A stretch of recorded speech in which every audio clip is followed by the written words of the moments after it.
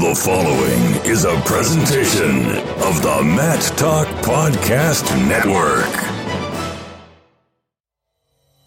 It's nice to have a friend in the sport from the same area, kind of growing up together from high school into now adulthood or young adulthood. It's really awesome.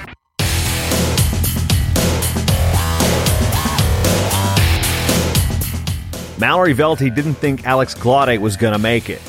Years later, as the two sat in Tokyo, Japan at Makuhari Messe Event Hall, Velte and Glaude reminisced about the first time they stepped on the mat in Sacramento, California's Christian Brothers High School. While no means a powerhouse wrestling school, the program would eventually produce a world bronze medalist in Velte and a U-23 world bronze medalist in Glaude.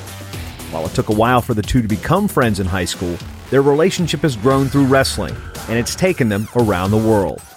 I'm Hall of Fame wrestling writer and broadcaster Jason Bryant, and today on the Short Time Wrestling Podcast, Velte and Glaude will go back in time and recall the first time they met one another on the wrestling mat and the cool story that's followed them around the world ever since. The pair were part of a 5-person team from the United States that was competing at Ready Steady Tokyo, a test event that served as a dry run for the competition venue for the 2020 Olympic Games coming up in just under a year. It's the news, reviews, previews, and interviews in and around the sport of wrestling. It's the Short Time Wrestling Podcast, because you've always got time for short time. My name is Mallory Velte. I'm from East Sacramento, whereas Alex is from West Sacramento. And I started wrestling my freshman year of high school. I wish I had started sooner, but I didn't have the opportunity until I got to Christian Brothers High School. I'm Alex Glaude. I am from West Sacramento, and I started wrestling my sophomore year. I got cut from the basketball team, and some friends just dragged me onto the wrestling team, and here we are. That's the Cliff Notes version of how Mallory Velte and Alex Glaude came to the sport of wrestling. The two's backgrounds brought them to the same high school for vastly different reasons. We start with Velte. Christian Brothers High School is a private Catholic school in Sacramento. It's in Oak Park, Sacramento, and I started going there because I was a bad kid, up to no good, and I'm not Catholic, but my mom decided that private school was the right answer. So that's why I ended up at Christian Brothers High School. Glaude went to Christian Brothers under more traditional means. I started going to Christian Brothers. I come from a Catholic-based family. I went to Catholic middle school, and so Christian Brothers was kind of the next step. My family wanted me to continue going to Catholic school. I used to go to public school up until 6th grade. It wasn't really the greatest environment for me, so my parents felt like private school was the best situation, and so leaving Catholic middle school into Catholic high school is just how I ended up at Christian Brothers. 2 years ahead in school and 15 miles apart geographically, Velte had a 2-year jump start on her future friend. I always liked contact sports. I played, as much as I could growing up, soccer and flag football in middle school. And I wanted to join in middle school, but the wrestling coach didn't allow me on the team. So talked my mom out of it. And so then when I got to Christian Brothers High School, there was one other girl on the team, and the coach was really enthusiastic about having more girls on the team. So that's why I joined. Ruby Santos was the first girl to wrestle at Christian Brothers.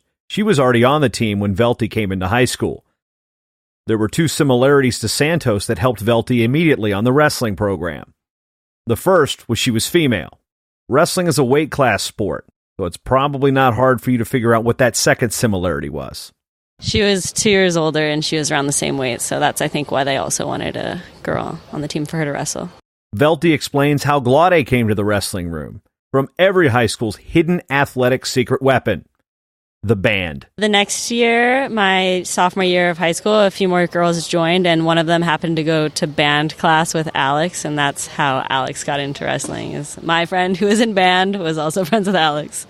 I got into wrestling completely on accident. I had never seen wrestling going into high school. And so, as Mallory stated, I had friends in band who were on the wrestling team. So my sophomore year of high school, they kind of just pitched the idea to me, and I thought they were crazy. So I told them if I got cut from the basketball team, I would come out for wrestling, but I didn't think I was going to get cut. And then I did. So I just kind of went out on a whim and then ended up just getting stuck in the sport. I really liked it by the end of the season, and taking a couple beatings from Mallory kind of just, set the tone for me, but it was awesome. It was good. While Glaude says it was awesome and good, Velte's first impressions of Glaude in the wrestling room were not exactly the most positive. I was like, she's a big baby who's not going to make it. Yeah, because she was, not as tough as she is now. She was a little bit, a little bit softer. So I wasn't sure if she was going to make it through the sport. I don't think she was sure if she was going to make it through the sport, but then she ended up making it. So it was just something that I'd never experienced before. So just willingly putting yourself through beatings every day and you don't know anything. It was hard, but I also made like a pact with my mom that I would finish the season out before deciding if I would quit or not. And by the end of the season, I was like hooked on wrestling. Competitively, Velte wasn't exactly making it easy for Glaude in the wrestling room either. Oh, she scared the shit out of me. I was so terrified because she had, my sophomore year, she was a senior. So the previous year she had won state. So I'm coming in and there's this badass wrestler on the team and I had never even seen wrestling before. So, to see someone as strong and powerful as her coming into the sport, not knowing much, it was really scary at first, but at the same time I was really inspired. And so I kind of felt like, wow, like if she is having the success, like maybe I could do the same thing. I'd mentioned that Christian Brothers really wasn't known for its wrestling prowess. Perhaps this is something at work in Velte's favor, as she wasn't exactly getting beat down by the boys in the wrestling room. All of the boys on our high school team were generally not very good at wrestling. So I knew I had just as good a shot as they did at wrestling another boy. So I think that takes a lot of the fear out of it when there's not a high expectation on how I'm going to perform. I'm just going to go out and see how I'm going to do. And I think without any expectations, we were allowed to really perform when we were wrestling guys. Year in, year out, when it comes to age group wrestling, especially at the high school levels, California is the best in the nation. While Velte was in high school, the California Interscholastic Federation, or CIF, sanctioned girls wrestling. This opened the door for more girls to compete on high school teams across the state. And by the time Glaude was there were more girls in the wrestling room. I came at a really good time, and I was in a room where it was acceptable for girls to be there. I didn't have the same experience as some other women wrestlers where the coaches didn't want them in the room. As Mallory said, like the coach was very enthusiastic about having us in the room. And so since it was also new, it was more of like just an excitement thing. Like I just felt challenged by it, and I think that's kind of just what kept me coming back, and having people like Mallory in the room was just, it made me feel like I belonged there even though it was hard. Yeah, it was interesting. My freshman year of high school, girls wrestling wasn't a CIF sanctioned sport yet, so I did wrestle a lot of JV boys as well as girls tournaments. So I think that it was really good that there was girls wrestling. I think it would be really hard to start in high school as a girl not knowing anything about wrestling without having the even level competition. But yeah, it definitely grew as I matured through high school, and it was really great to see. In combative sports, or just sports in general, you're not automatically friends with your teammates. How soon did these two actually connect and become friends? Maybe by the end of the season, I think I kept showing up, and so I feel like Mal tends to have a soft spot, even though it doesn't always show through. And so I think it was more of an effort-based thing after, I think, proving by the end of the season that I did want to stick around and I wanted to get better. I think that eventually made it easier for us to become friends. And then when I continued wrestling, I kept reaching out to Mallory and seeing what she was up to. And so I think our friendship just kind of fostered over time. I mean, having mutual band friends helped as well. We were really cool in high school. And also, yeah, just seeing her effort and knowing that, okay, she could win state, then she could go on to wrestle in college. It was really cool to see our lives parallel in that way. If it were a Christmas story, the Christian Brothers high school wrestling team might resemble the island of misfit toys. The coaching situation also is kind of the factor Velte wasn't exactly high on Glaude's success potential in terms of sticking it out. Throughout our stay in high school, we had multiple different wrestling coaches. They would transition in and out. So I had a really tough coach my first year. At the end of the season, there was 11 kids on the team. That could make it through the season. So that's why when he left the next year and we had a bit easier, more flamboyant coach who was pretty goofy, and we had easier practices and Alex was crying during them. That's why I had that first impression of her. But we had an interesting girls team. We had an interesting guys team. They were a bit outcasts. We had a lot of seniors who were doing their first year of wrestling, like later on, and going to go to college, just hoping to get some self-defense, I think.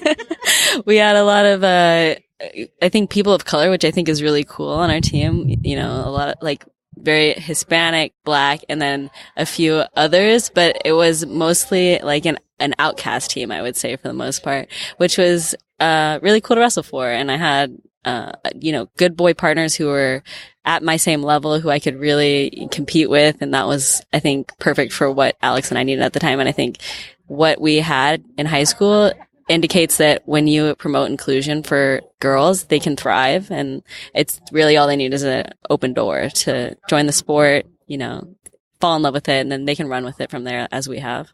I would definitely agree in the sense that our room was for sure an outcast room. Everyone came from different backgrounds, and I mean, I was a band kid, so I definitely was a band nerd. It's fine. I'm proud. I played the clarinet.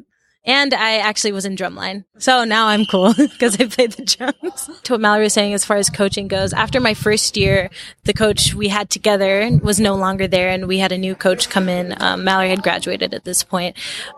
She was Canadian. She used to wrestle for the Canadian national team a long time ago. And so her name is Stephanie Howren. Stephanie came in at a time that was really necessary for my development and my growth. Just having a women's coach who had international experience, who knew a lot about wrestling, I think was what I needed. And we also had a similar body type. So she was really able to help me learn more about my place in wrestling. And she also got along with everybody else on the team. She was also the men's head coach too. So, that was difficult for her coming from Canada. She only knew freestyle. So she was learning how to coach a folk style team. But anyways, me and her are still very close to this day. She still helps me, make weight, stuff like that, coaches me from afar, and we had a really good relationship. And like I said, having a women's coach who had a lot of wrestling experience was really helpful, because even after my first year, really didn't know anything other than like a double leg and a half Nelson. So, yeah. This might be a reach, but some wrestling fans might remember Stephanie Howren. She wrestled at McMaster University in Canada. That's not why you might remember her.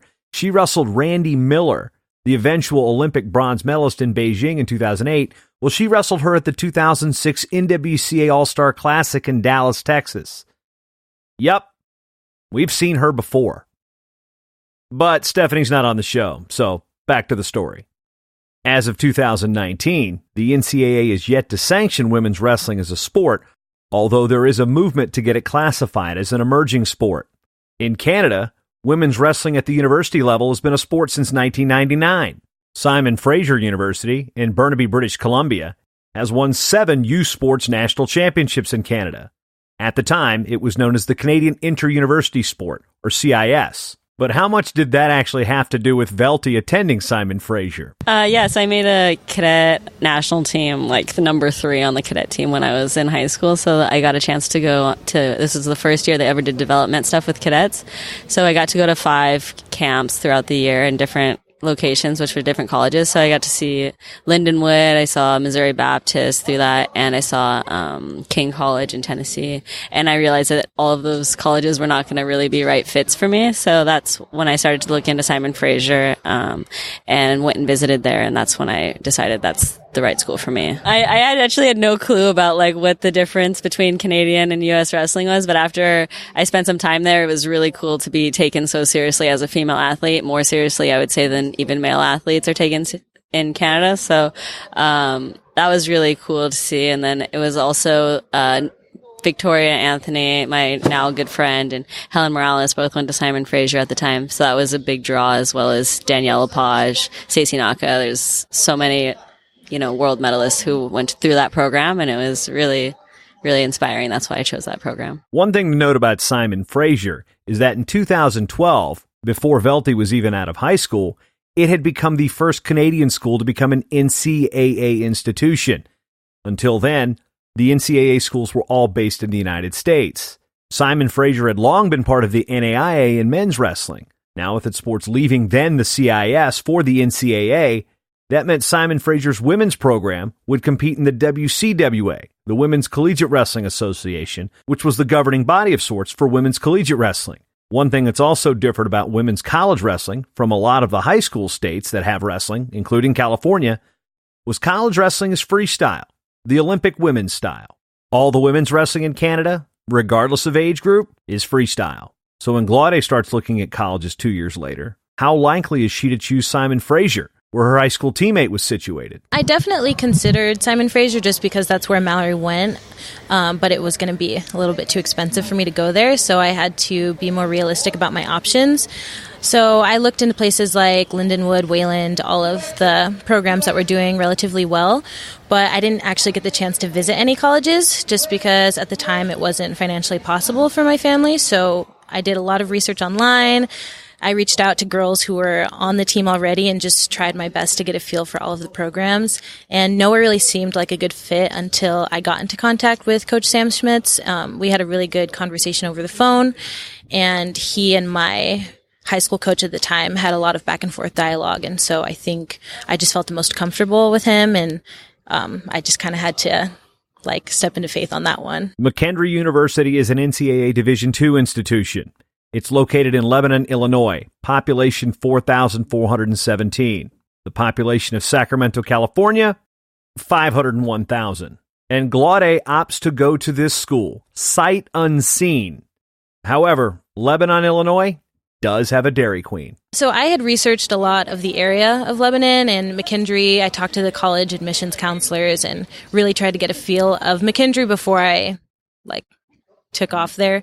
So I wasn't super surprised, and I knew that it wasn't going to be anything like California, but in my mind, I knew I was going there for wrestling. And so as long as I kept that in my mind and why I was going to McKendree, then it was an okay transition. You've undoubtedly heard stories about stud high school wrestlers going into a college wrestling room and not being able to get a takedown for months. Those stories are not overblown. It's not something restricted to men's wrestling. It also happens in women's college wrestling. It was a huge difference, a huge gap. But luckily, Danielle Lepage, now also a world silver medalist Olympian, took me under her wing. And, I felt like I was drowning every day at practice, in the pool physically, and then in the weight room. Every day was so tough, and there's nothing you can do but just step up to the challenge. And I think that's all I could do. And then looking back, 2 years later, when I'm making a junior world team and doing different things, I can definitely thank Danielle and, tell that it was because of those women why I had the success I did. It was really scary, and I think part of it was just being far away from home, and the room was so much more intense than anything I had experienced. And we didn't have a lot of world-renowned wrestlers in the room, but we did have a lot of age group, really intense athletes at the time, Alexis Porter, and then we had Ashley Miles. She doesn't wrestle anymore, but at the time she had, I think, made an age group world team or runner-up. So we had a lot of girls in the room who had placed at Fargo,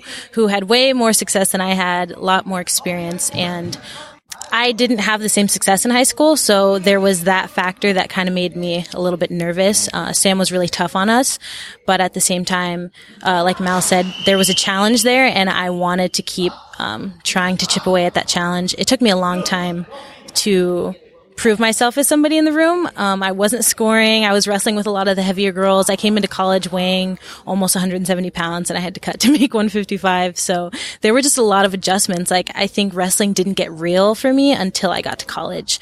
Just seeing the skill level and the mental aspect. There were so many elements of wrestling that were foreign to me that it wasn't until my freshman year of college that it kind of just slapped me in the face. So there was a new level of toughness that I didn't have when I got to McKendree. So it almost felt like my first year of wrestling all over again, but in a good way. I learned a lot, and I grew a lot, and I have to thank Coach Sam a lot for that, just because he was on me a lot, but I think it was because he knew that there was potential there. And so I don't think I was taking anybody down until the end of the season. Glaude's referring to Sam Schmitz, the head women's wrestling coach at McKendree. At the time, Schmitz's assistant coach and future wife, Michaela Hutchison from Alaska, was on the bench. It was another opportunity for Glaude to get coached by a woman. It was really helpful, actually, just because Michaela wrestled with the guys a lot. She won the boys' state tournament in Alaska, and so just seeing how intense she was as a female and all of the success that she's had and everything she's had to go through to become that tough, it made us feel like we had no excuse in practice. And so just seeing her in the room every day, showing up at the same time that we did at 5 o'clock in the morning in the wrestling room, it was good to have her around. And she was really supportive, but she also wasn't easy on us either. She was just as tough as Sam, so I think that helped. Velte had a similar experience at Simon Fraser, but part of Velte's development, as she says, was getting beat down by another female athlete, something that was rare during her last 2 years of high school. So Mike Jones is my primary coach still to this day, even though he's retired, but he got cancer my first year, so he was going through chemo and wasn't around a lot, and we had an assistant coach step up, who was Stacy Anaka, world silver medalist, and that was really cool. It's always been really cool to be there because I've had these elite athletes who are done with college. They're competing on the international stage before I even knew if I was going to redshirt or compete. And I was practicing with them every day, and they were beating the crap out of me. And it was such a crazy experience because it had been so long since another woman had, challenged me on the wrestling mat. I had won a few state titles and placed nationally. So it's been a long time since I couldn't get a takedown. But when I got to Simon Fraser and I was wrestling these internationally renowned wrestlers every day, I wasn't getting a takedown for maybe my first 3 or 4 months there. And that was really terrible and amazing at the same time. With social media and smartphones, you're really never that far away from your friends anymore. But when Velte and Glaude would see each other at tournaments, it was cool. I think it was just more through over the phone communication, just checking in from now and then. And I really used Mallory's success as a gauge to see what was possible for me. Just because there were a lot of tournaments that I hadn't known about. Like, I didn't know about Fargo in high school until Mallory had gone. I didn't know about Body Bar. And so, just seeing what she was up to, it was more of kind of like a big sister role in a way. And so I think our relationship just kind of stayed the same over time. And as I started making age group world teams and we were able to see each other at camps more often, I think we kind of got closer in that way. I think we've gotten closer as we've gotten older and been going on these trips for years and years now. And being at the same college tournaments, I know our parents are pretty close, and so it was always cool for them to see us take pictures together every time we were at, WCWAs or some college open tournament.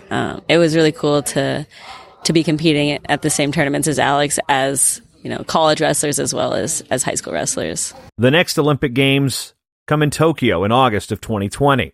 And while the test event at Makuhari Messe Event Hall was simply a dry run for presentation and the event staff, you look around, and you've got two women who grew up 15 miles apart, who attended the same high school, who are high school teammates, who are still friends to this day, competing together again.